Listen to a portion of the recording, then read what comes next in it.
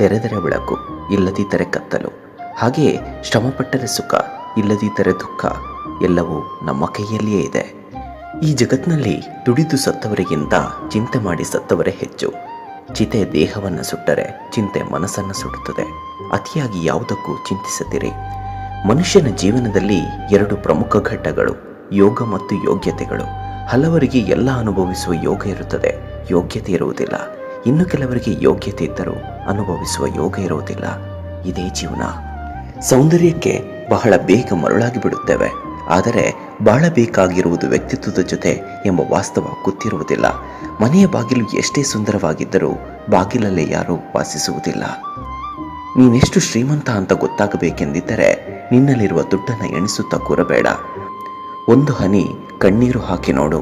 ಅದನ್ನು ನೊರೆಸಲು ನಿನ್ನ ಸುತ್ತ ಎಷ್ಟು ಮಂದಿ ಸೇರಿರುತ್ತಾರೋ ಎಣಿಸಿ ನೋಡು. ಇದುವೇ ನಿನ್ನ ಜೀವನದ ನಿರ್ಣಾಯಕ ಕ್ಷಣ. ಯಾರು ಚೆನ್ನಾಗಿ ಹೊಂದಿಕೊಂಡು ಹೋಗುವರೋ ಅವರೇ ದೀರ್ಘಕಾಲ ಬಾಳುವರು. ಕೇಳಿಕೊಡುವ 100 ಬಹುಮಾನಗಳಿಗಿಂತ ಕೇಳದೆ ಕೊಡುವಂಥ ಗೌರವ ಬಹಳ ದೊಡ್ಡದು. ನನ್ನವರು ಅಂತ ನನಗೆ ಯಾರೂ ಇಲ್ಲ ಅನ್ನೋ ಭಾವನೆ ಮನದಲ್ಲಿ ಬಂದಾಗ ನನಗೆ ನಾನೇ ಎಲ್ಲ ಅನ್ನೋ ಆತ್ಮಸಾಕ್ಷಿ ಪ್ರಬಲ ಆಗಬೇಕೇ ಹೊರತು ನನಗಾರೂ ಇಲ್ಲ ಅನ್ನುವ ಚಿಂತೆ ನಮ್ಮನ್ನು ಕಾಡಬಾರದು. ನಮಗೆ ನಾವೇ ಎಲ್ಲ. ನೀರು ತಾನು ಹರಿಯುವಾಗ ಎದುರಿಗೆ ಬರುವ ಕಸ, ಕಡ್ಡಿ, ಕಲ್ಲು, ಮುಳ್ಳುಗಳನ್ನು ಹೊತ್ತುಕೊಂಡೇ ಹರಿದು ತನ್ನ ಗುರಿಯನ್ನು ತಲುಪುತ್ತದೆ. ನಾವು ಅಷ್ಟೇ.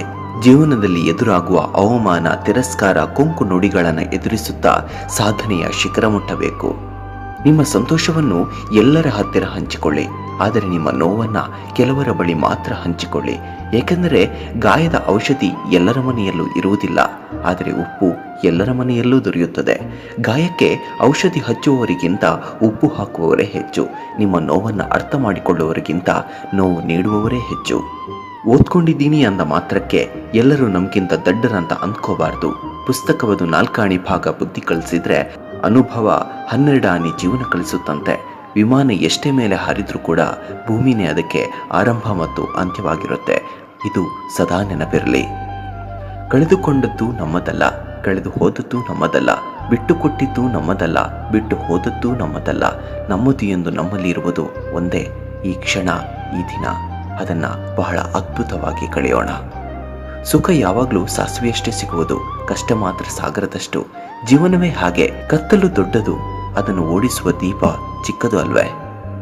ಸಮಯ ಬದಲಾದಂತೆ ಬದಲಾಗುವವರನ್ನ ಮರೆತು ಬಿಡಿ. ಆದರೆ ನಮ್ಮ ಸಮಯ ಬದಲಾದರೂ ನಮ್ಮ ಮೇಲಿನ ವಿಶ್ವಾಸವನ್ನ ಮತ್ತು ಪ್ರೀತಿಯನ್ನ ಬದಲಾಯಿಸದಿರುವವರನ್ನ ನೆನಪಿನಲ್ಲಿಡಿ.